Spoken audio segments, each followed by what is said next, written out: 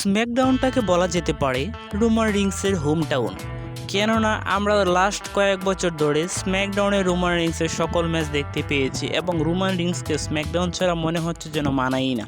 আগামী স্ম্যাকডাউনে আমরা দেখতে পাবো রোমান রিংসের রিটার্ন। সে রিটার্ন করতে চলেছে স্ম্যাকডাউনে।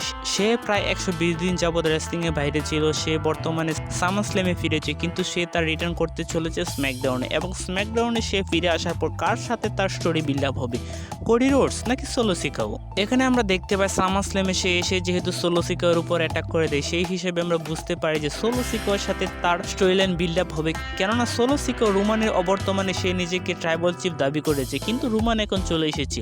সেই তো আমাদের আসল ট্রাইবাল চিফ, অথবা আমরা বলতে পারি সে আমাদের অরিজিনাল ট্রাইবাল চিফ। সে এখন চলে এসেছে।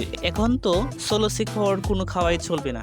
এখন তো আর সোলো সিকাগো নিজেকে ট্রাইবাল চিফ দাবি করতে পারবে না, কেননা রোমান রিংস চলে এসেছে। রোমান রিংসই হলো অরিজিনাল ট্রাইবাল চিফ এবং আমরা রোমান ভার্সেস সোলো সিকাগোর মধ্যে একটা স্টোরি লাইন দেখতে পাবো।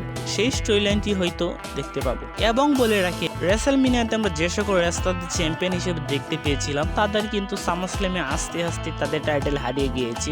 মানে তারা ম্যাচ হারার সাথে সাথে তাদের টাইটেলও হেরে গিয়েছে। কিন্তু এখন পর্যন্ত রয়ে গেছে একমাত্র কোডি রোডস। কোডি রোডস ব্যতীত যারা ছিল সবাই তাদের টাইটেলটিকে হারতে বসেছে সামারস্ল্যামের আগ মুহূর্তে বা সামারস্ল্যাম পর্যন্ত। একমাত্র কোডি রোডসে তার টাইটেলটি নিজের কাছে রাখতে সক্ষম হয়েছে।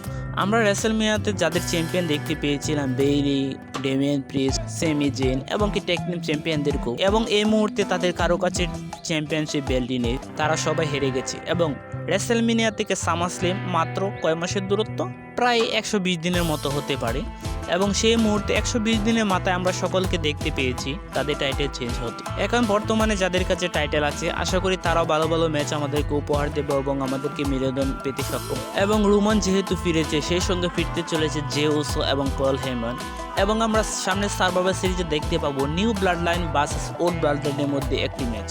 আজকের ভিডিও এই পর্যন্তই। আমাদের চ্যানেলে নতুন হয়ে থাকলে অবশ্যই প্রতিটি ভিডিওতে লাইক, কমেন্ট এবং সাবস্ক্রাইব করে পাশে থাকবেন। ধন্যবাদ সবাই।